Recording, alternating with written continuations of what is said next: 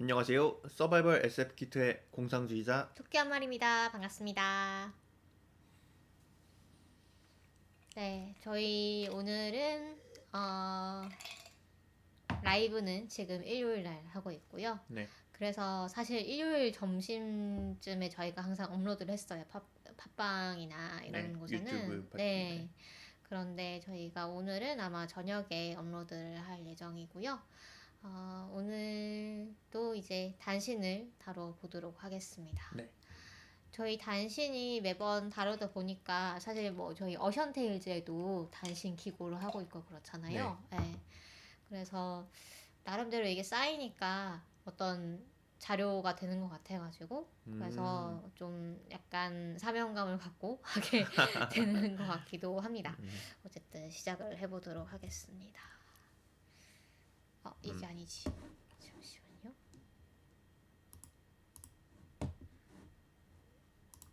네, 네, 네, 시작할까요? 네, 그러면 지난번에 저희 일단 댓글 소개부터 할게요. 메일을 주신 분이 계세요. 이승윤 님이라고. 저희 팬레터가 오는 경우는 매우 드문데 이렇게 보내주셔가지고 너무 감사했습니다. 그래서 어떤 내용이었냐면 작년 말부터 어쩌다 발견해서 듣게 됐는데 초기 에피소드에서는 좀 루즈하기도 하고 막아뜨기도 하고 그랬었는데 점점 좋아지고 발전하고 있는 것 같아서 이제는 많이 원활해진 느낌이다 라고 하셨습니다. 그래서 우리나라의 척박한 SF 문화 환경 속에서 꿋꿋이 이어가시는 모습에 감사드립니다라고 해주셨습니다. 그리고 최근에 본 소설 중에 추천해 주실 게 있다고 하셨어요. 그래서 한나렌의 매끄러운 세계와 그 적들 이라는 책과 그 다음에 앤디 위어 마션으로도 또 유명하죠. 앤디 위어의 최근작인 프로젝트 헤일 메리 네 이렇게 두 책을 추천을 해주셨고요. 특히 그 한나 렌의 이 단편집 중에서는 싱귤레리티 소비에트 라는 작품이 인간 두뇌 클라우드라는 신박한 상상력이 돋보이는 작품이었다라고 말씀해 주셨어요. 사실 한나렌 작품은 저도 좀 눈여겨보고 있거든요. 그래서 조만간에 한번 소개를 하지 않을까라는 생각이 들고요. 이 한나렌이라는 분이 제가 책이 있어요. 잠시만요. 네. 저는 그 마션은 영화로 봤어요. 소설로는 그 콘텐트 어드민님 안녕하세요. 그 앤디 위어 소설 같은 경우 그 마션의 그 첫 문장이 굉장히 유명하잖아요. 뭐라고 시작하나요? 그 육두문자가 들어가는 걸로 알고 있는데 아무래도 나는 그 뭐 된 것 같다. 뭐 이렇게 뭐 된 것 됐던. 네, 같다. 그렇구나. 네. 이게 그 한나 렌이 오, 표지가 요렇게 이쁘네요. 표지가 이쁘죠. 네. 전혀 이제 내용이 어떤 만화가 아닌데도 불구하고 일본에서는 이렇게 표지를 미소녀로 해가지고 나옵니다. 이게 중간에는 다 책인 그냥 일본 글인데 책의 특징인가요? 일본 책의 특징이라기보다는 일부 책이 그렇죠. 일부 책이. 예, 예. 약간 마케팅을 위해서 저렇게 하는 것 같은데, 우리나라에서는 일부러라도 저렇게 안 하잖아요, 사실. 저렇게 하면 이제 독자를 좀 한정 네, 짓게 너무 약간 되니까. 네. 네. 근데 일본은 일부러 저렇게 하는 것 같더라고요. 어쨌든 간에 저게 뭐냐면, 일본 SF의 임계점이라는, 뭐라고 해야 될까요? 컴필레이션? 그러니까 기존에 있던 SF 단편들 중에서 이 한나 렌이라는 이 사람이 추천하고 싶은 SF를 모아가지고 만든 그런 책입니다. 그래서 이거는 이 일본 SF의 임계점이라는 책이 두 권이 있는데 하나는 이건 연애편이고요. 이거는 괴이편이에요. 반대인가? 이게 연애편이고 이게 괴이편인데 연애편은 로맨스 얘기하는 그렇죠. 건가요? 그런 식으로 좀 주제를 가지고 엮었어요. 그이편 뭐 미스터리. 좀 그럴 것 같아요. 그래서 저도 아직 못 읽고 있지만, 이 한나 렌이라는 분이 대단히 젊은 분이고, 그 다음에 본인이 SF 작가이기도 하지만, 또 대단한 SF의 팬이기도 해요. 그래서, 자칭, 내가 세계에서 가장 SF를 좋아할 것이다. 라고 얘기를 하고 다니는 유쾌한 분이네요. 분이어가지고, 네. 그래가지고, 이분의 그 엔솔로지나 이런 컴필레이션도 상당히 볼만하다고 이제 평을 듣고 있고, 또 이제 소설도 잘 쓰시는 것 같습니다. 그래서 이 저희 메일 주신 우리 승윤님 정말 감사드리고요. 네. 앞으로도 계속 들어주시면 너무 감사하겠습니다. 열심히 하겠습니다. 네, 열심히 하겠습니다. 네. 그리고 그리고 이런 메일은 언제든지 환영이라는 거 다시 한번 말씀드리고요. 자, 그리고 제가 오늘 약간 심심해서 트위터에서 우리 방송을 언급한 트윗이 있을까? 라고 이제 검색을 해봤어요. 사실 저희가 그거를 지금 방송을 시작하고 한 번도 안 해봐가지고 네. 해봤더니 너무 옛날에도 저희가 미처 보지 못한 2019년 그때도 있었던 것 19년, 같아요. 18년에도 있더라고요. 제가 최근 것 위주로만 지금 네, 가져왔습니다. 그래서 옛날 거는 안 가져왔고 최근 거 위주로 좀 가져왔는데요. 니움이라는 네. 트위터 아이디, 일단 아이디가 아니죠. 닉네임인가? 네, 닉네임이죠. 닉네임을 네. 쓰시는 분이 요즘 이거 듣는다고 저희 방송 소개를 해주셨고 두 번째 달 정말 재밌는데 이거 읽으실 분 계시면 제가 책 사준다 이렇게. 근데 저도 이 심정을 알겠어요. 충분히 알겠어요. 정말 재밌습니다. 그리고 황금양털 SF 돌균이라는 닉네임을 쓰시는 분께서 서바이벌 SF 키트에서 추천한 데카당스를 보고 있는 중인데 5화 만에, 그러니까 총 12화 중에 5화 만에 세계가 한번 뒤집어진다라고 하시면서 이거 짱이다라고 해주셨던 2021년 6월의 트윗을 제가 이제야 발견을 했고요. 이지용 교수님께서 서바이벌 SF 키트가 정말 소중하다. 작년.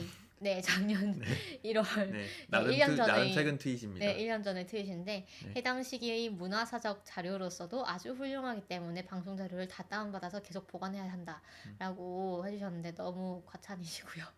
정말 감사합니다. 그리고 에이모라는 닉네임을 쓰시는 분이 문모카 작가의 돌이킬 수 있는과 유령 해마를 연달아서 다뤄주셨다고 서바이벌 당시 약간 SF 키트 한국 작가 특집 해가지고 뭐 문목화 작가님, 네, 그 전에 이제 이경희 작가님 작품도 음. 아마 직전에 다뤘을 거예요. 바로 네. 밑에 보면은 2020년 11월 22일에 이경희 작가님이 테세우스배 소개해 주신 게 이제 또 언급을 해주셨어요. 네, 이경희 작가님께서 직접 저희 방송에서 테세우스 배 소개해 주었다고 감사하다고 트위터에 이제 네, 트위터에 올리셨고요. 그 다음에 그래서 이런 트윗이 되게 많더라고요. 그래서 네. 앞으로는 좀 더 검색을 생활하고 혹시 네. 트윗으로 이렇게 올리실 때는 저희를 멘션을 해주시면 네. 저희 트윗 계정을 멘션해 주시면 저희가 놓치지 않고 보고 또 자랑을 하도록 하겠습니다. 물론 혹시 노출을 원치 않으시면 안 하셔도 되고요. 네. 그렇습니다. 네. 그러면 여기까지 다른 댓글은 없었나요? 다른 댓글 있었는데 네. 뭐 제가 이제 소개할 만한 것들만 이제 추렸습니다. 그게 아니고 이제 댓글 팟빵 댓글 네. 말씀하시는 건가요? 네, 팟빵이 제가 제가 봤을 확인은 때는 안 했는데 후원을 해주신 분이 한 분 계셨던 것 같아요. 네. 네. 제가 한번 확인을 해보겠습니다. 지금 네. AZSPD님이 네, 5,000캐시 158화. 158화. 네. 두 번째 달에 5,000캐시 후원을 해주셨고요. 160화에도 5,000캐시 네. 후원을 해주셨어요.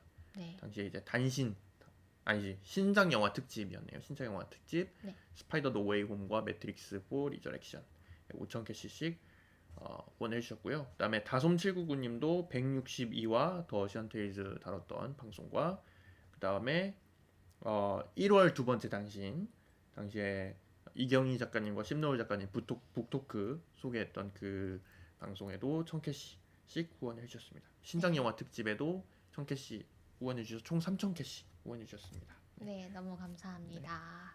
AZSPD님도 댓글을 많이 남겨주셨는데 네. 한번 소개를 해드리면은 이거는 그 신작 영화 특집에 남겨주신 댓글이네요. 스파이더맨이랑 매트릭스를 이제야 봐서 미루고 있다가 방송 들으셨다고 하셨네요.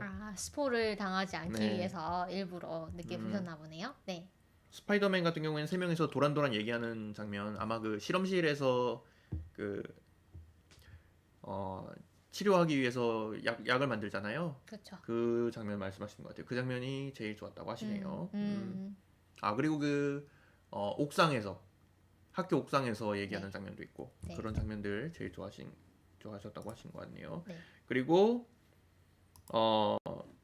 그 워쇼스키 감독의 리저렉션 같은 경우에는 음흠. 토이스토리가 많이 떠올랐다고 하시네요. 왜냐면은 토이스토리 4편 같은 경우가 네. 이제 인물들을 떠나보내기 위해서 만든 그런 작품이잖아요. 아, 음, 그랬었나요? 네. 그래서 근데 워쇼스키 같은 경우에는 인물보다는 세계를 더 중요시하는 감독인 것 같다. 결말만 다른 총지편을 보는 것 같았다. 이렇게 평가를 남겨주셨어요. 그쵸. 총재편 느낌이 많이 났죠. 왜냐하면 중간중간 1, 2, 3편 장면이 그대로 이렇게 써져 네. 있어가지고. 네. 그리고 두 번째 달에도 읽고 후기를 써주셨네요. 네. 아, 누구에게나 추천할 수 있는 명작이다, 띵작이다 이렇게 써주셨네요. 네. 네. 다음에는 어떻게 될까 궁금해하면서 빠르게 책장을 넘겼습니다. 이렇게 해주셨네요. 토끼님이 또 남겨주신 게 토끼님이 얘기했던 마지막 장면이 딱 와닿지는 않았는데 아마 그 장면 말하는 것 같아요. 그 우주선이 이렇게 내려가면서 네. 그 평원의 뭐라 그러죠? 미스터리 서클? 네, 미스터리 서클 같은 거 그려져 네. 있는 그 장면 얘기하시는 것 같아요. 아, 네, 결국 이제 걔 이름이 뭐였죠? 주인공. 네, 네, 어쨌든 그 주인공이 인공지능. 이제 지구로 떨어지잖아요. 네, 불타면서 네. 떨어지죠. 네. 네. 그래서 그 부분이 꼭 그래야만 했나라는 감정이 남는다. 덕분한 결말은 없었나. 음. 이 부분도 이제 토끼님이 많이 아쉬워하셨잖아요. 네, 이 결말. 그랬죠. 네, 맞습니다. 네. 감사합니다. 댓글. 네. 그러면 네, 저희 그러면 SF 신작부터 다시 네, 시작을 해보도록 하겠습니다. 약간 확대를 할까요? 네. 이렇게 하면 네. 첫 번째는 이제 정지혜 정지혜. 작가님의 네. 망해버린 이번 생을 애도하며라는 책인데요. 제목만 봐도 재밌겠네요. 네, 이게 약간 옴니버스, 뭐 네. 단편집 이런 느낌 같은데 음.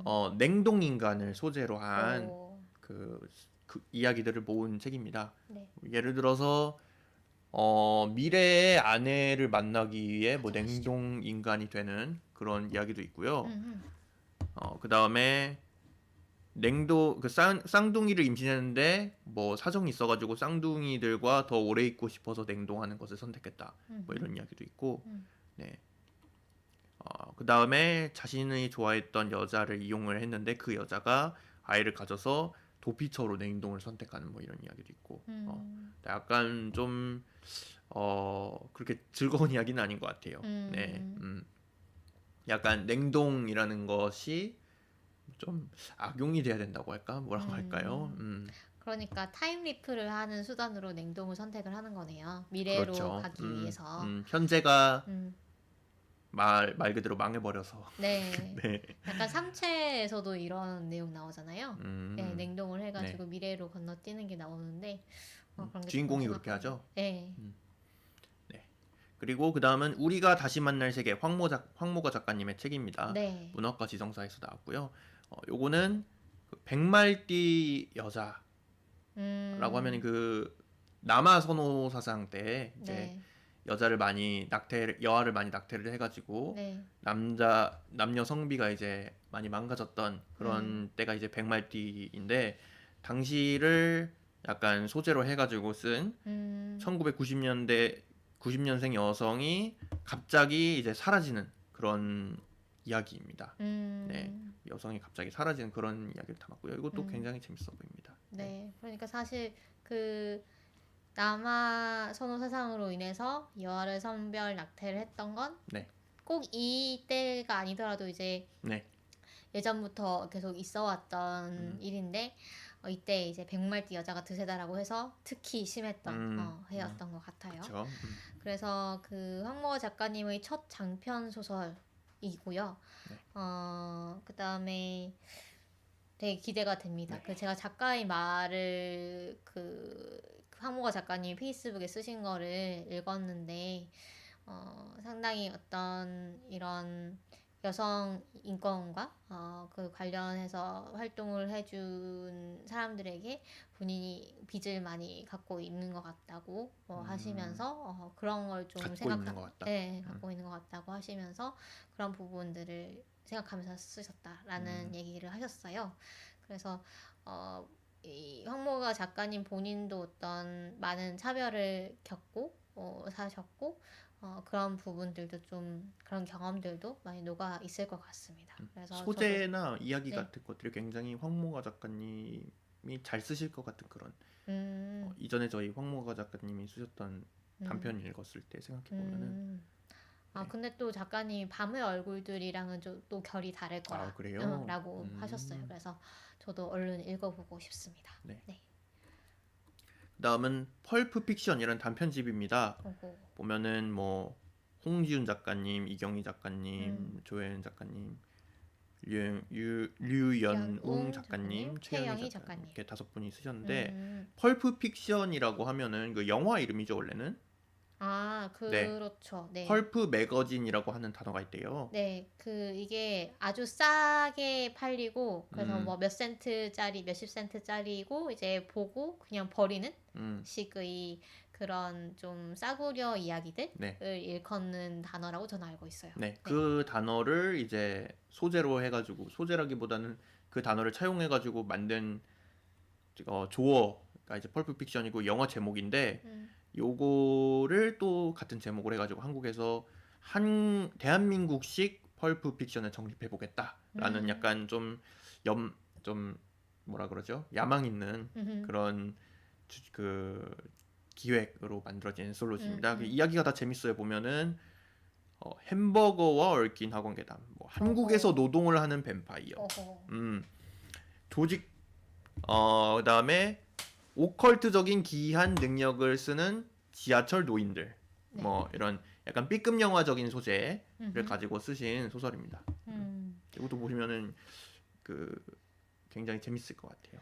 그 펄프 픽션이 사실 그 SF를 처음 SF라고 부르기 시작했을 때 이제 그 휴고 건즈백의 어메이징 스토리즈를 이제 창간을 할 당시에 SF 장르들이 거의 펄프 픽션으로 소비가 되었다고 해요. 그래서 그 SF를 특히 이제 영미권 SF를 좋아하시는 분들이라면 좀 익숙한 개념이 아닐까라는 생각이 듭니다.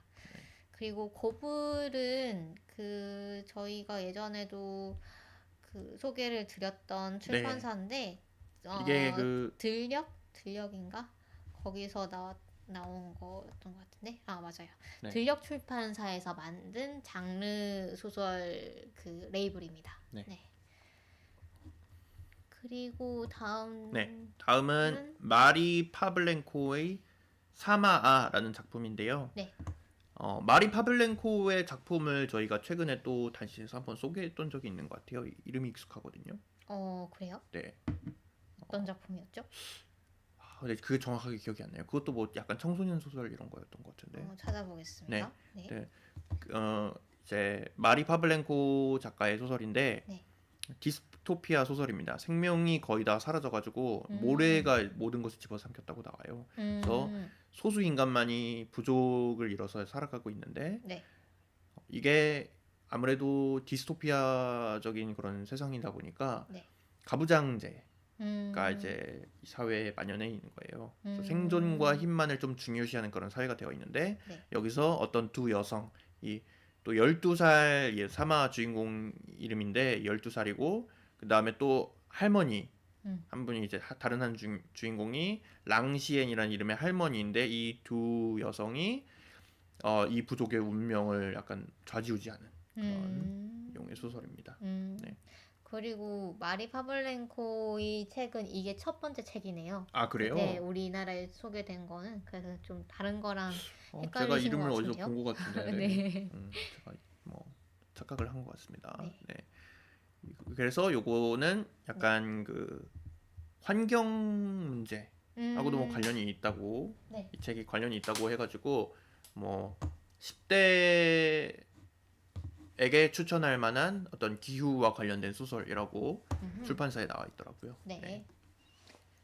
그리고 네. 그다음은 다섯 번째 감각이라는 김보영 네. 작가님의 단편집입니다. 네. 요거는 이미 출간이 됐던 단편들 중에서 이제 지금은 읽기가 어려운 것들, 절판된 것들을 모아가지고 만든 약간 그리고 좀 다듬기도 네. 하셨다고 하더라고요. 네네. 네, 그런 것들 모아가지고 만든 단편집이고요. 네. 제가 네, 가지고 있습니다. 네, 제가. 아작에서 네. 나왔습니다. 네. 이게 그 초판은 친필 사인이 들어가 있거든요. 그래요. 여기 이렇게 친필 사인이 있는 것을 제 자랑을 하고자. 제 사인에는 지구의 하늘에는 별이 빛나고 있다라는 멘트가 적혀 있습니다. 혹시 이거 크롬이요? 이거 종료해도 되나요? 네? 크롬이요? 요거요. 아니요. 이거 계속 그게 렉이 걸려가지고. 렉이 걸리는데 거기에 뭐 그거밖에 없을걸요? 스트리밍 하고 있는 거밖에 없을걸요? 아, 그래요? 네. 저도 딴 거 있는 거 봤는데 아, 그렇군요. 네. 아, 그럼 어쩔 수 없네요. 어쩔 네. 수 없어요. 네. 다른 게 켜져 있는 줄 알았어요. 네. 딴 게 없더라고요. 그 다음에 이 네. 책은 저는 사실 익숙한 작품들이 많아요. 근데 이제 워낙 옛날에 읽었던 그런 단편들이라서 뭐 촉각의 경험이라든가 이런 것들 다시 읽어보고 싶다는 생각이 들고요. 진화. 네, 그렇죠. 그 다음에 제가 처음에 사실 SF를 접하기 시작했을 때 읽었던 단편들이에요. 그래서 그때 정말로 김보영 작가님의 그 단편선 행복한 책 읽기인가? 거기서 나왔던 그 단편선들 읽으면서 와, 정말 이런 멋진 이야기를 쓰는 작가님이 계시고 이런 멋진 이야기가 펼쳐지는 장르가 있구나라는 거를 그때 처음 깨달았거든요. 네, 그래서 제가 SF의 매력을 느낀 것도 사실은 서양 SF보다는 김보영 작가님의 그 어떤 김보영 작가님과 배명훈 작가님과 이런 1세대 SF 작가님들의 작품에서 저는 매력을 크게 느꼈던 것 같아요. 그래서 저한테는 또 의미가 있는 그런 책이기도 합니다. 네. 그리고 정말 후회하지 않으실 겁니다. 이 책은 너무나 주옥 같은 그런 작품들이 많이 들어있어가지고. 네. 네. 김보영 작가님이 인스타그램에 사진이 너무 작네요. 네. 인스타그램에 요 책을 내시면서 네. 뭐 어떻게 수정을 했는지 이런 것들을 좀 남겨주셨어요. 네. 그래서 뭐 땅 밑에 마지막 늑대 겨울에 몽중몽은 거울인데요. 네. 네, 거울에 제가 뭐라고 읽었죠? 몽중몽은 겨울에라고 읽으셨어요. 네, 내적 모순이 많다고 판단해서 많은 부분을 고쳤다. 네, 뭐 이런 게 인스타에도 네. 컨텐츠 애드민님께서 김보영 작가님이 새롭게 글을 정리하셨다는 이야기도 본 것 같아요. 네. 맞아요. 그래서 저는 진짜 이 보석 같은 이 작품들이 절판 상태로 있는 게 너무 답답했는데 이번에 드디어 나오게 돼서 너무 반갑습니다. 그 다음은 네, 넘어가겠습니다. 그 다음은 또 콩땅콩님이 네. 한 댓글 하나 써주셨네요. 아, 멀리 가는 예전에 이야기 그쵸. 진화 두 권 다 가지고 있다고. 오. 두 권 다 사인본이라고 하시네요. 이야. 네. 레어템을 가지고 계시네요. 네. 아마 나중에 더 가치가 오르지 않을까라는 생각이 듭니다. 네. 네. 그 다음은 강물결이라는 작가님의 네. 향년이라는 소설입니다. 네. 요거는 여기 보면은 향년 요 책 보면은 요 무한대 기호가 그려져 있거든요. 요 무한대가 아무래도 좀 수명이 무한하다. 뭐 이런 뜻인 것 같아요. 네. 이 미래 과학의 이 인공 인체 개발에 성공을 해가지고 이제 사람의 신체를 그냥 다 갈아 끼울 수 있는 그런 세계가 온 거예요. 그래서 인류의 수명이 획기적으로 연장이 된 그런 세계인 것 같습니다. 네. 예를 들어 뭐 사형수의 뇌에 인체를 이식을 해가지고 재생 인간을 만들어가지고 기피 시설에 뭐 보급을 한다던가, 예를 들어 뭐 간수 같은 거 시킨다던가 뭐 그런 것 같아요. 네. 근데 알 수 없는 이유로 이 재생 인간이 뭐 쓰러져 죽고 나서 뭐 다가오는 재앙에 대한 그런 이야기인 것 같습니다. 네. 그렇군요. 요거는 메타에서 나왔습니다. 네. 또 그 다음은 무드 오브 퓨처라는 안정가옥에서 이번에 만든 단편집이고요. 네. 윤이나 작가님, 이윤정 작가님, 한송이 작가님, 김효연 작가님, 오정현 작가님 이렇게 5분에서 네. 쓰셨고요. 이게 안정가옥 옴니버스 픽션 시리즈라고 해가지고 어떤 프로젝트가 있는 것 같아요. 거기서 첫 번째 책이라고 하더라고요. 네. 요 무드 오브 퓨처에서는 로맨스 단편 소설을 엮은 작품집이라고 합니다. 근미래 로맨스 단편 소설이네요. 네. 네. 음. 그리고 5분이 모두 여성 작가 분들이네요. 네. 네. 이 단편을 쓰신 분들이 또 단순히 뭐 소설을 쓰신 분들이 아니라 뭐 미스테리 영화 시나리오를 쓰셨던 이웅정 작가님도 있고, 그 다음에 연극 무대에서 활동을 하셨던 한송이 작가님도 있고, 또 방송 대본을 쓰셨던 김효윤 작가님도 있고, 굉장히 다양한 배경을 가지신 분들이 참여를 하신 그런 단편집입니다. 그리고 또 그러네요. 굉장히 좀 재밌어 보이네요. 네. 흥미로워 보입니다. 네. 소설은 여기까지고요. 네.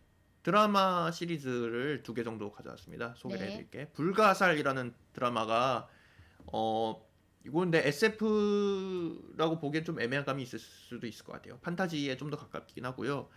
불가살이라고 하는 로맨스 드라마인 것 같아요. 로맨스 판타지 드라마인데 네. 여기 보면은 장르가 로맨스가 안 나와 있는데 저는 설명을 보니까 아무리 봐도 뭐 로맨스인 것 같더라고요. 아하. 이 불가살 이 이름만 보면은 무슨 뜻인지 아실 것 같죠? 죽지 않는 죽을 어떤 수가 없다. 네, 불가하다. 죽을 수가 없는 건 아니고 죽고 나서 좀 부활을 하는 느낌인 것 같더라고요. 제가 어허. 그 설명만 보진 않고 설명만 봐가지고 이제 이제 좀 잘못된 부분이 있을 수도 있는데 죽어도 뭐 부활을 한대요. 이 사람을 죽여도 뭐 심장만 남아 있어도 부활을 한다고 하더라고요. 네, 그래서 뭐 이 사람을 어떻게 죽이냐 뭐 이런 설정도 있는 것 같고, 근데 이 사람이 뭐 자기가 사랑하는 사람을 위해서 뭐 600년을 뭐 견디는 뭐 이런 내용인 것 같아요. 네. 약간 로맨스 느낌, 도깨비 느낌도 좀 났고, 네. 네. 이것도 재밌어 보여서 가져왔고요. 이제 우리나라에서 보니까 뭐 4위인가 넷플릭스에서 4위, 5위 하고 있는 것 같아요. 네. 이준 배우님이 나오시네요. 네, 맞아요. 이준 배우님이 고요의 바다에도 나왔었죠. 그래서 저희가 다음 주에 고요의 바다 다룰 건데, 네, 반가워서 얘기해봤습니다. 네. 그 다음에 또 화제가 되고 있는 드라마가 하나 있죠. 지금 우리 학교는 이거 보니까 뭐 전 네. 세계 1위 하고 있더라고요. 좀비물인데 네. 요거는 내용이 보니까 이 학생들이 좀비 사태가 났는데 학교에 gathin 거예요. 네. 그래서 구출을 기다리는 그런 내용이라고 합니다. 네. 보면 8일째 전 세계 정상을 지키고 있다. 네. 이런 내용이고요.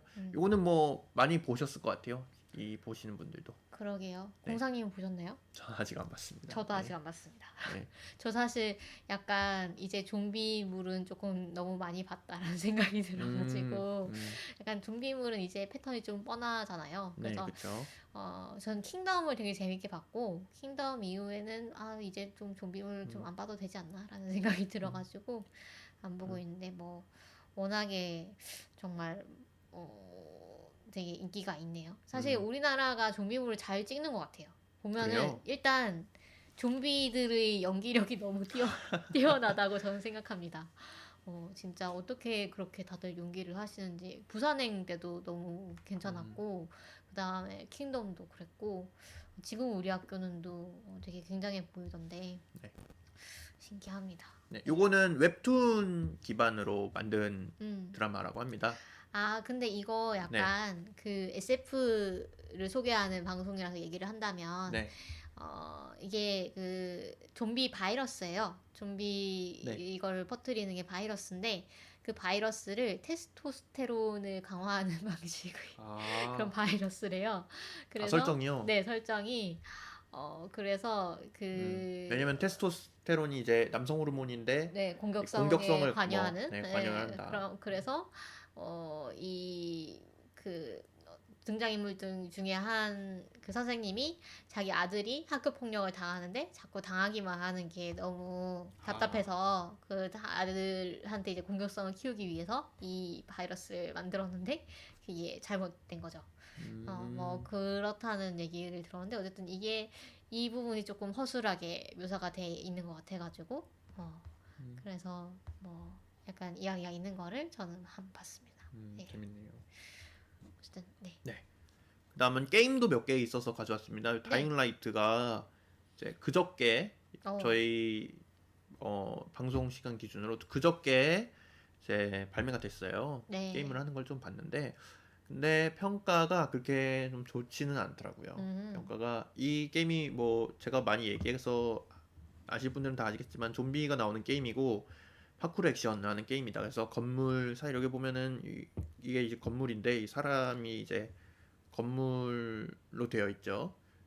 네? 아 사람이 사람이 건물로 되어 있어요. 그러네요. 네, 그러니까 뭐라 네. 그러죠? 뭐 일종의 몽타주 기법 같은 거죠. 네. 네, 이 건물 사이를 보면 사람이 이렇게 점프해가지고 넘어가고 있잖아요. 네. 네, 요런 액션들을 실제로 게임에서 해볼 수가 있습니다. 네, 뭐 건물 사이를 뭐 행글라이더인가 그거를 타고 날아간다든지 아니면은 뭐 간판 같은 거를 이제 잡고 올라가가지고 건물 꼭대기까지 올라간다든지 그런 액션들을 해볼 수 있는 게임이고 심장이 쫄깃하겠네요. 네, 좀비들이 뭐 레벨이 다 있는데 보통 네. 좀비들은 뭐 서 있고 가까이 가도 반응도 안 하는데 좀 강력한 좀비들은 막 뛰어와요. 뛰어오고 잘 죽지도 않고 네. 막 그래요. 그래서 그런 좀비들을 따돌려야 돼요. 네, 아. 맞아 싸우는 게 아니라 약간 따돌리는 느낌. 그리고 약간 그 뭐라 그러죠?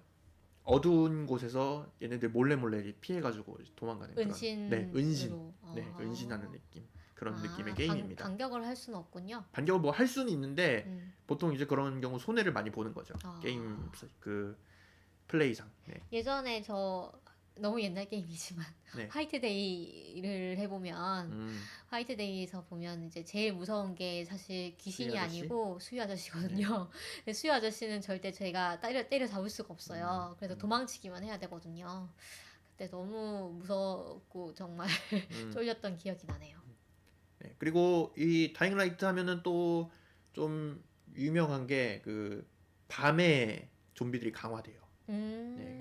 그래서 어두운 밤에 이제 막 질주하는 그런 뒤에 막 좀비들 막 따라오는데 굉장히 그 사운드가 압박감이 심해요. 좀비들이 굉장히 소리를 굉장히 리얼하게 내가지고 막 뒤에서 막 쫓아오거든요. 세상에. 그 좀비들을 피해가지고 한밤중에 파쿠르를 하면서 건물 사이로 막 달리는 그런 스릴 있는 그런 경험을 다잉라이트에서 해보실 수가 있습니다. 잘 보이지도 않는데 파쿠르를 해야 된다고요? 네, 네. UV 램프 같은 거를 들고 다녀요. 왜냐면 이 좀비들이 UV에 약하다라는 설정이기 때문에 그 뭐라 그러죠? 자외선이죠, 그러니까 네. 태양에서 나오는 네. 그런 거에 약하다는 설정이기 때문에 UV 램프를 들고 다니고 또 그 안전지대 그 안전가옥 그런데 다 UV 램프로 이렇게 둘러져 있어요. 그럼 주인공도 좀 데미지를 입어야 되는 거 아닌가요? UV 램프? 아니, 뭐 UV 바깥쪽만 이제 두른 건가? UV 램프 뭐 엄청난 강력한 UV 램프는 아니고요. 네. UV 램프가 그 저는 자외선 살균기에 나오는 그렇죠. 그런 UV 그렇죠. 자외선 램프입니다. 살균기에 나오는 건데 저희 실험할 때도 그 클린 벤치 같은 데 보면은 안에 UV 램프가 이제 장착이 돼 있어요. 그래서 사람이 안 쓸 때는 UV 램프를 켜놓고 그럼 그 안이 이제 소독이 되고 사람이 쓸 때는 UV 램프를 끄고 형광등을 켜고 이제 실험을 해야 되거든요. 근데 가끔 이 UV 램프를 안 끄고 이제 형광등과 UV 램프를 같이 켜고 실험을 하는 경우가 있어요. 그러면은 이제 손이 다 화상을 입어가지고 다 막 벗겨지고 막 이런 사고가 나기도 합니다. 간혹. 네. 아무튼 이 다잉라이트 2가 2월 4일에 발매가 돼가지고 이미 이제 많은 유튜버분들 트위치에서 많이 플레이가 됐고요. 네. 평가는 약간 애매합니다. 애매하군요. 네, 스토리나 연출이 좀 많이 별로다. 이런 역시 얘기가 있고. 소편은 원본을 따라갈 수가 없는 네. 소편의 네. 저주인가요? 네. 막 그 보면은 트레일러 같은데 보면은 이 플레이어의 선택지에 따라서 막 모든 게 바뀐다. 뭐 음. 도시가 막 더 개발되고 플레이어가 뭐 투자를 하면은 막 도시가 막 바뀌고 막 그런다. 근데 그런 부분들이 약간 오픈월드 시스템을 강조를 했나 보네요. 네, 그런 부분들이 아니나 다를까 없어요. 어, 네, 이거 자주 있던 일이죠. 오픈 월드 게임 하면은 저희 사이버펑크가 생각나네요. 네, 사이버펑크 2077부터 해가지고 네. 오픈 월드 게임의 약간 유구한 역사. 이게 만들기 쉽지가 않거든요, 사실. 그쵸. 네, 생각해보면, 좀만 생각해보면 쉽지 않을 거라고 생각이 드는데, 네, 왜 그런 뻥카를 자꾸 치는지 잘 모르겠네요. 네. 그리고 액션 같은 경우도 네. 너무 1편을 그냥 답습한 느낌이 나고 음, 약간 발전이 없는 것 같다. 이게 음, 그냥 다잉라이트 1 DLC 내도 모를 것 같다. 이런 아, 평가들이 좀 많았습니다. 네, 음, 약간 애매하다. 네, 그래서 그렇구나. 돈을 아끼는 게 낫지 않나. 네, 뭐 이런 평가들이 좀 많은 것 같아요. 그렇군요. 굉장히 아쉬운 음, 기대를 많이 했거든요, 사람들이. 네. 그러게요. 그래서 이걸 돈을 아껴서 2월 18일에 나오는 호라이즌 포비든 웨스트. 요거 어허. 트레일러 진짜 대박이더라고요. 네, 진짜요? 그 바닷속도 막 탐험할 수 있어요. 바닷속 아, 해저 생태계도 다 구현이 돼 있고 아하. 막 바다에 돌아다니는 악어 같이 생긴 그런 로봇도 있고 음, 음, 코끼리 타고 다니는 부족도 있고 굉장히 그 어, 멋있고 이게 왜냐면은 이 호라이즌 제로 던 1편이었죠. 그거는 굉장히 성공적인 작품이었고 오픈월드로서도 굉장히 약간 호평을 받았거든요. 이게 그 오픈월드라는 어떤 그 시스템, 그 음, 장르를 개척한 게임 중 음, 하나예요. 호라이즌 음, 제로던이. 네. 어, 참고로 저는 아직까지 못 네. 깼습니다. 젤다 야생의 숨결과 함께 네. 이게 약간 오픈 월드 시대를 열었다고 해야 될까요? 그런 음, 게임이었거든요, 1편이. 맞아요. 그 되게, 그쵸. 오픈월드가 잘 구현이 돼 있고, 그래서 음. 저는 자주 길을 잃었습니다. 네. 네. 나침반 같은 거 있지 않나요? 있는데, 아, 있어도 길을 찾기가 되게 좀 쉽지 어, 않고, 그 음, 다음에 어느 길로 가더라도 뭔가 다른 스토리가 전개가 음, 음. 되더라고요. 그래서 더더욱 이제 길을 잃기 쉬운 시스템이기도 한데, 우리 어쨌든, 그 스카이림, 네. 엘더 스크롤 스카이림도 이제 오픈 음, 월드, 이건 이게 약간 1세대 느낌의 네. 오픈 월드 게임인데 그런 게임도 보면은 길이 굉장히 어려워요. 네. 그래서 게임하는 분들 보면은 다 약간 산 타고 다녀요.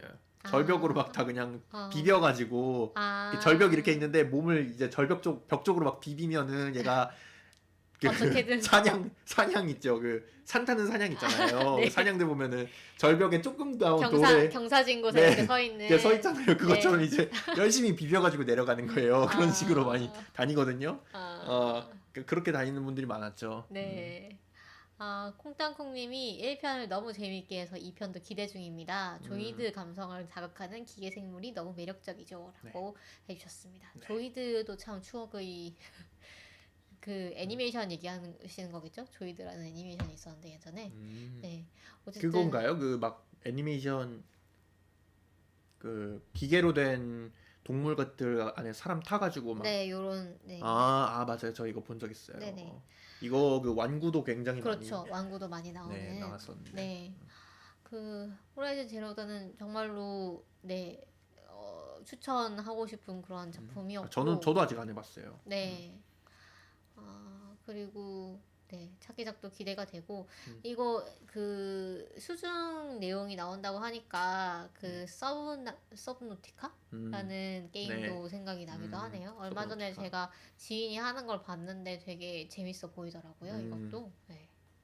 그것도 굉장히 그 그래픽 네. 멋지죠. 맨 멋졌습니다. 제일 초반에 그 우주선 터지는 거, 맞아요. 그거 그 장면, 봤어요. 네, 대박이잖아요. 아니, 네, 그게 그러니까 전개가 어떻게 되냐면, 처음에 이제 어떤 행성에 불시착해가지고, 막 이렇게 탐험을 하다가, 뭔가 나한테 그 구조가 와요. 이제 구조가 올 것 같은 그런 우주선이 음, 하나가 이제 오는데, 그거를, 이 행성에 있던 그, 뭐라 그러지? 미사일 터렛? 같은 게 음, 조준을 해가지고 방어 시스템. 빵 터트려 버려요. 그래가지고 네, 내 눈앞에서 그 뭐지 구조의 희망이 사선적으로 나는 장면을 네, 봐야 한다는 네. 그 전개가 참 충격과 공포였습니다. 그다음은 네. 요거 애니메이션이죠. 애니메이션 아니고 만화인가요? 만화입니다. 아, 만화군요. 네, 이게 자, 여기서 네. 자, 이 근데 이거 왜 방송을 한국어로 나오는 거죠? 자동 번역된 건가요? 그러게요. 저 이 사이트 들어가니까 전 한국어로 나오더라고요. 저는 한국어로 안 나왔었는데. 그래요? 네. 어쨌든 이것만 보고 이 화면만 보고 지금 이 팟캐스트로 들으시는 분들은 안 보이시겠지만 이 화면만 보고 이게 어떤 작품의 그 코미컬라이즈인지 한번 맞춰 보시기 바랍니다. 자, 심리 역사학자라는 이 타이틀이 나오죠. 이걸 보시면 아시겠지만 그 유명한 파운데이션을 만화화한 작품이고요. 이게 뭐 최근에 나온 건 아니고 나온 지는 좀 됐는데 그 일본에서는 은하 제국 흥망사라고 번역이 돼가지고 이 소설도 물론 있고 이거는 이제 그 코미컬라이즈 만화화 한 것인데요. 이 코미컬라이즈를 한 걸 보니까 여기 보면 이제 인물 소개가 나오는데 이 작품에 정말로 여성 인물이 없구나라는 거를 새삼 깨달았어요. 그리고 제가 최근에 파운데이션 1권을 다 읽었거든요. 그 네. 독서 클럽 그 한다고 해가지고 읽었는데 생각보다 좀 재미가 없더라고요. 네. 생각보다 재미가 있을 수도 있고 없을 수도 있는데 약간 그런 느낌이에요. 두뇌 게임? 약간 전략적으로 상대방을 조금 어떻게 속이기도 하고 내가 네. 이쪽의 어떤 수를 보이지 않으면서 어떻게 해가지고 네. 잘 어떤 기지를 통해서 위기를 헤쳐나가는 그런 장면들이 반복이 되는데 인물들을 바뀌는데 그 인물들이 성격은 거의 그대로예요. 그래서 약간 같은 인물이 반복적으로 나오는 듯한 그런 느낌이 들고 그 다음에 모두 남자고 그래서 더 좀 지겹고 이런 부분들이 있더라고요. 그 설정 자체는 되게 재밌거든요. 그 파운데이션이라는 게 이 심리 역사학이라는 게 그런 거예요. 모든 변수를 다 고려해서 어떤 수학적으로 계산을 하면 미래를 예측할 수 있다. 네, 그런 설정이어가지고 대단히 흥미롭고 이 심리 역사학이라는 게 완전 아주 멋있는 학문인데 그걸 통해서 이 제국의 멸망을 예언한 이 해리 셀던이라는 수학자가 이 파운데이션이라는 곳을 만듭니다. 파운데이션이 뭐냐면 백과사전을 편찬하는 곳이에요. 그래서 왜냐하면 이 제국이 멸망을 하면서 지식의 축적이 많이 저하되고 그다음에 기술이 쇠퇴할 것이라고 생각을 했어요. 그래서 실제로 보면은 원자력 기술이 다 쇠퇴되어서 그 석탄, 화력 뭐 이런 걸 가지고 발전을 하는 시대로 막 이렇게 쇠퇴가 되는 장면들이 나오거든요. 그래서 그런 식으로 어떤 인류의 그 지식을 집대성을 해서 보존을 할 수 있도록 이 백과사전 편찬위원회를 이제 파운데이션이라는 그 행성에 만들고 뭐 그런 내용들입니다. 그렇게 이제 이 해리 셀던의 그 계획들을 지키기 위해서, 그러니까 해리 셀던이 이 미래를 내다보고 내가 이 제국이 망하지 않도록 아니면 좀 망하더라도 좀 빨리 회복할 수 있도록 이걸 어떻게 계획을 하면 되겠다라고 이제 미리 계산해 놓은 게 있어가지고 그거를 그 계획에서 흐트러지지 않도록 뭔가 지키려는 사람들의 이야기거든요. 그래서 그런데 어쨌든 저는 좀 생각보다 좀 지겹다는 생각이 들었고 얼마 전에 저희가 그 애플 TV에 파운데이션이 나왔다고 얘기를 드렸잖아요. 네. 읽어보니까 알겠어요. 이거를 영상화할 수는 없겠다.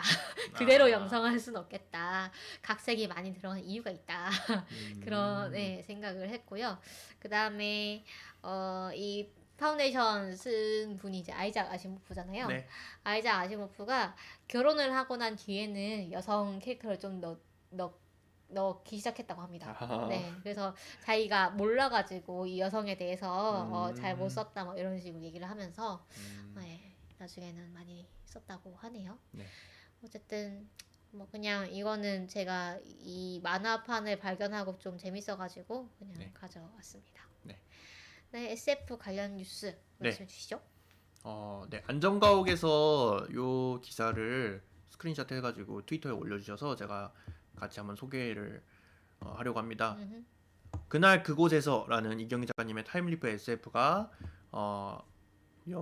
신과 함께를 영화를 했던 덱스터 픽처스 그리고 독고 캐슬 등의 웹툰을 개발해온 투유드림과 함께 MOU를 체결을 했다고 합니다. 네. MOU가 이제 영상화 한다는 얘기죠. 네. 네. 그날 그곳에서라는 그 타임리프 SF에 대해서 저는 내용을 잘 모르는데 혹시 좀 아시나요? 이게 그 지난번에 이서영 작가님이랑 북토크 했을 때 네. 추천을 해주셨던 아. 강추해주셨던 작품이었죠. 네. 그래서 이 딸이 엄마 대신에 이제 목숨을 구했던 딸이고 네네. 그 기억나요. 엄마를 살리기 위해서 자꾸 이제 되돌아가는 음. 그런 작품이라고 제가 소개를 드렸던 것 같아요. 네. 그래서 정말 재미있는 작품인 것 같아요. 저도 네. 아직 읽어보지는 못했지만 이 작품이 이렇게 2차 사업화가 된다고 하니까 너무 기쁘네요. 그래서 아마 웹툰으로도 만들어지고 또 영상화도 되지 않을까라는 생각이 드네요. 그 다음에는 이건 SF 소식이라고 보기에는 좀 그럴 수도 있는데 한국 최초 달 탐사선이 명칭 공모를 받고 있습니다. 내달 28일까지 그러니까 2월 28일까지고요. 요거는 웹사이트 주소를 제가 올려놓겠습니다. 거기서 혹시 우리 저희 청취자분들이 공모를 한 게 이름이 되면은 저희도 이제 기쁠 것 같아요. 네. 그 지금은 KPLO라고 불리는 한국형 달 궤도선 탐사선 이렇게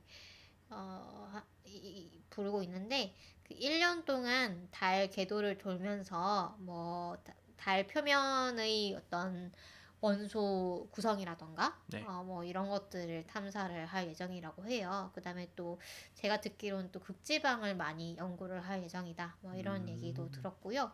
그래서 이 친구의 그 명칭 부르기 쉽고 또 우리가 어떤 좀 애정을 가질 만한 그런 명칭을 공모를 하면 이게 보니까 중복 응모도 되더라고요. 여러 개도 할 수 있어요. 여러 개도 할 수 있고요. 그 다음에 1등을 하면 상금이 부상이 그거예요. 300만 원 또는 그 미국인가? 그쵸. 미국의 이 탐사선을 발사하는 곳을 견학을 갈 수 있는 거예요. 오. 그 무조건 후자 아닌가요? 가기 어려울 수도 있으니까. 그러니까 그때 여러 이제 가지 사정이 정도? 있으면은 이제 돈으로 받을 수도 있지만 이렇게 직접 그 현장을 참관하는 그런 특전이 있는 그런 공모전입니다. 그래서 많이들 응모를 해보셔도 좋을 것 같아요. 되게 양으로 승부. 부담스럽지 않게 응모를 할 수가 있으니까. 또 사실 사람들 생각하는 게 다 비슷하거든요. 그래서 만약에 이제 똑같은 명칭이 여러 개 나오면 아마 제일 먼저 응모하신 분한테 돌아가지 않을까라는 생각이 들어가지고 많이들 응모를 해보셨으면 좋겠습니다. 다음은 과학 뉴스입니다. 네. 여러 가지 가져왔는데요. 중국에서 AI 유모를 개발을 했다고 합니다. 이 인공 자궁을 대량으로 관리를 하는 그런 기술이라고 하는데 이 SF 영화에서 좀 뭔가 본 것 같아요. 그렇죠. 그 나의 마더에서도 네. 로봇이 이제 아기를 그쵸. 키우잖아요. 근데 이거는 이제 사람을 대상으로 하는 건 아니고요. 네. 지금은 쥐를 대상으로 쥐를 기르는 그런 AI 유모인데 이게 사람에게 적용이 될 수도 있지 않냐 이런 걱정이 있는 것 같아요. 근데 제 생각에는 그거는 약간 너무 많은 가정을 건너뛴 게 아닌가. 너무 많은 가정을 건너뛴 그런 걱정이 아닌가. 근데 여기 보면 연구진 인터뷰 같은 거 보면은 네. 그 사람을 대상으로 적용하기 위해서 개발을 하는 것 같던데요. 아 진짜요? 그러니까 장기적인 목표는 그거인 거죠. 장기적인 목표는 사람인데 지금은 일단 쥐를 대상으로 실험을 하는 거고 물론 말씀하신 대로 그 사이에 이제 건너뛰어야 될 기술적인 한계 또는 윤리적인 한계가 많이 있지만 네. 궁극적인 목표는 그건 것 같아요. 그래서 이 인공자궁이라는 것이 그쵸. 어떨 것인가? 이 인류를 어떤 임신과 출산으로부터 해방시켜줄 기술일 것인가? 아니면 정말 디스토피아적으로 인간을 생산하는 그런 기술이 될 것인가? 뭐 그거는 앞으로 계속 고민을 해야 될 문제일 것 같고요.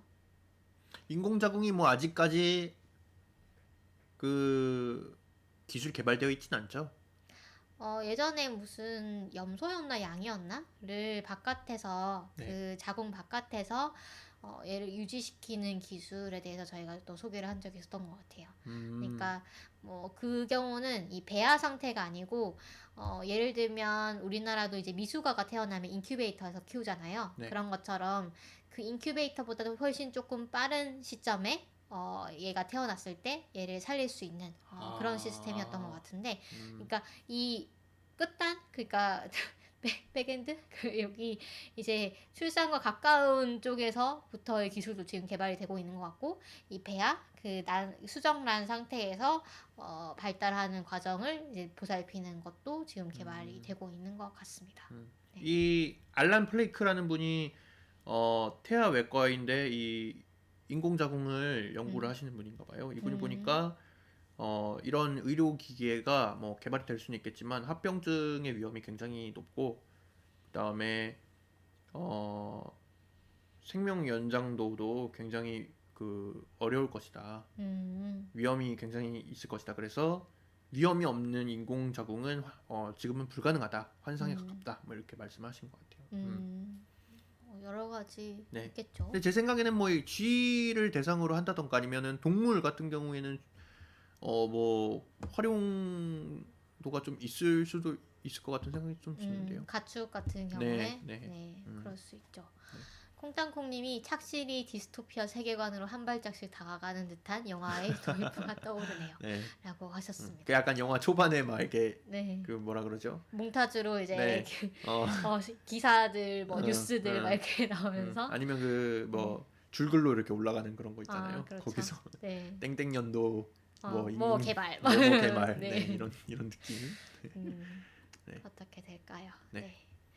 그 다음 뉴스는 음. 달 개발 관련, 달 연구 관련 뉴스인데, 저희가 며칠 전에 이제 2022년 우주 계획 해가지고 네. 아르테미스 계획이 뭐 2022년에 있을 것이다. 아르테미스 계획이 그거죠. 그 여성과 흑인 뭐 유색 인종을 달로 보내는 그런 네. 유인 탐사선을 발사하겠다. 이런 계획이었는데 그 이게 계획이랑 또 이제 네. 달 주위를 도는 정거장을 하나 만든다는 네, 계획이었죠. 그쵸. 게이트웨이라는. 그렇죠. 네. 게이트웨이를 통해서 이 달을 연구하는 걸 좀 더 쉽게 하겠다. 그렇죠. 네. 그게 연기가 됐습니다. 2026년으로 또 연기가 됐습니다. 네. 내년 2월에 원래 아르테미스 첫 무인 비행이 이제 예정이 되어 있는데 이게 여름은 지나야 가능하지 않을까 이런 게 얘기가 제가 됐고요. 이걸 보니까 좀 짠내가 나는 게, 원래는 이 어떤 계획의 특정 부분을 그 스페이스 X랑 그 다음에 그 블루 오리진 그 두 곳에다가 맡기려고 했었대요. 네. 유인 착륙 시스템이라고 하네요. 근데 그 예산이 깎인 거예요. 예산이 깎여가지고 그래서 이거를 스페이스 X에만 맡기게 된 거죠. 그래서 블루 오리진이 소송을 걸었어요. 그래서 그 소송에 대응을 하느라고 8개월인가 늦어졌다고, 7개월간 개발이 이루어지지 못했다라고 아이고. 합니다. 너무 이 나사 정도 되는 곳에서도 이 예산을 못 따가지고 이런 일이 일어난다는 게 너무 짠내 난다고 저는 생각이 들었거든요. 좀 이게 이게 우주 개발의 네, 우주 현실이다. 개발 현장의 현실이다. 현실이다. 네. 역시 예산 따는 건 어렵다. 네, 그러네요. 그래서 제 생각에 사실 이 계획의 가장 메인은 그 게이트웨이 건설인데, 네. 그 여성과 유색 인종을 보낸다라는 것도 약간 구실인 것 같아요. 좀 왜 사실 아폴로 17호까지 한 다음에 계속 네. 달에 안 갔었잖아요. 굳이 네. 갈 필요가 없으니까 음. 사람을 굳이 보내지 않았는데 그 더 왜 어렵죠. 그쵸? 음. 왜 굳이 지금 와서 다시 보내야 하는가에 음. 대한 그런 명분을 찾기 위해서 사실 그렇게 좀 건 느낌도 있는 것 같습니다. 그다음 마지막 뉴스일 것 같은데요. 네. 암세포를 정상세포로 되돌리는 기술을 성공을 했다고 합니다. 네. 약간 그렇게 얘기를 하면은 네. 조금 비약이 있는 것 같고요. 네. 일단은 설명을 좀 드리면은 조광현 카이스트 바이오 및 뇌공학과 교수 연구팀이 이 연구를 했는데요. 음, 이 암세포라는 것이 원래는 굉장히 우리 몸에서 사실 많이 생기잖아요. 네, 생기고 그쵸. 일반인들도. 네. 생겼다가 없어지고 네. 생겼다가 없어지고 이런 게 반복이 되면서 실제 그 암이라고 인지를 할 만큼의 덩어리로 커지지 않기 때문에 우리가 건강하게 살고 있다 이런 얘기를 들었던 것 네. 같아요. 백혈구라던가 뭐 세포의 자기 파괴 같은 것도 있죠. 어포프토시스였나 뭐 그런 네. 게 있어가지고 그런 암들이 사실은 평소에 억제가 되는데 그런 면역 기제에 뭔가 문제가 생겼을 때 발생하는 것이 암이다. 뭐 이렇게 얘기가 됐죠. 네. 그래서 일반적으로는 그 면역 기제를 뭐 다시 뭐 부활을 시킨다던가 그런 방향으로는 사실 연구가 별로 안 됐었나 봐요. 그러니까 이게 암세포라는 게 그 어떤 유전자의 돌연변이가 너무 많이 생겨가지고 네. 그래서 얘가 그 세포가 원래 일정 이상 이제 분열을 하면은 멈춰야 되는데 세포 분열을 그 세포 분열의 브레이크가 고장이 나버린 그런 세포인 거죠. 네. 그런데 이 유전자의 돌연변이는 사실 이제 매번 일어나고 있는데 우리가 이제 뭐 세포 분열을 할 때 이 유전자를 복제를 할 때 계속 일어나는데 다만 이 그 돌연변이가 나이가 들수록 더 많이 생깁니다. 더 많이 생기고 더 많이 축적이 되겠죠. 그래서 나이가 들면 암에 자주 걸리는 겁니다.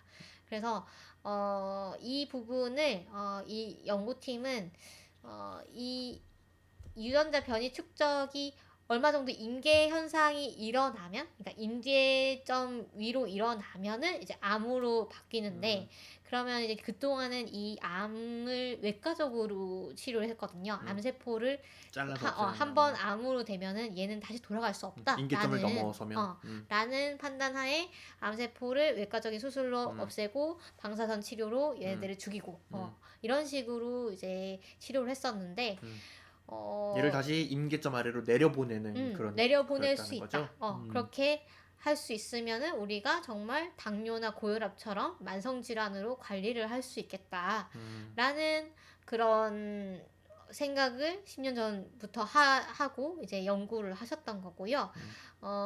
이거를 어떤 시스템적으로 이해를 하신 것 같아요. 그러니까 한두 어떤 분자로 해결이 되는 게 아니고 사실 우리 몸은 대단히 복잡하거든요.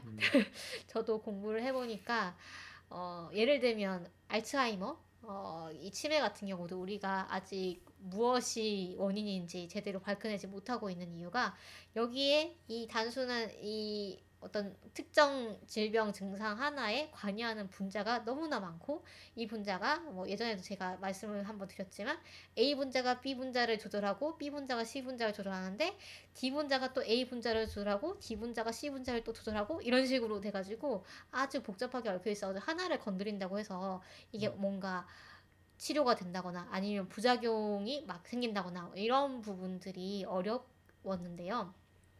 이 연구팀은 슈퍼컴퓨터라든가 이런 것들을 이용해서 그런 것들을 좀 총체적으로 시스템적으로 이해를 한 결과 이렇게 임계점에서 다시 돌릴 수 있는 그런 분자들을 많이 찾아냈다. 그 다음에 이거를 실제 실험실 스케일에서 적용을 해봤더니 가능성이 있더라. 되더라. 라는 거를 이번에 규명을 하신 것 같습니다. 그래서 이게 정말로 좀 더 스케일업을 했을 때도 효과가 있으면은 정말로 획기적인 발견이 될 수 있겠다라는 생각이 들더라고요. 저도. 네. 그래서 오늘 준비한 그 뉴스 단신은 여기까지고요. 네. 저희 다음 방송에서는 두 번째다 이래 그 고요의 바다. 네, 헷갈렸네요. 고요의 바다를 다룰 예정입니다. 네. 네. 넷플릭스에서 만든 그 우리나라 첫 한국 네, 네, 한국의 우주 배경으로 한 드라마는 처음이죠. 네. 네, 처음으로 만들어진 작품인데 생각보다 그렇게 평이 좋지 않은 것 같아요. 그래서 어떤 안타깝기도 점이 또 하고 문제일까 뭐 이런 네, 얘기도 할 수 있을 것 같아요. 네, 그래서 고요의 바다에 대해서 이것저것 얘기해 보는 시간을 갖도록 하겠습니다. 그러면 저희 다음 주에 네. 만나기로 하고요. 저희 방송 어디서 들으실 수 있나요? 저희 방송 팟빵, 파티, 아이튠즈 팟캐스트, 유튜브 그리고 흐름드 살롱에서 들으실 수가 있고요. 그리고 트위터, 인스타그램, 페이스북에서 저희가 소통을 하고 있으니까요. 네.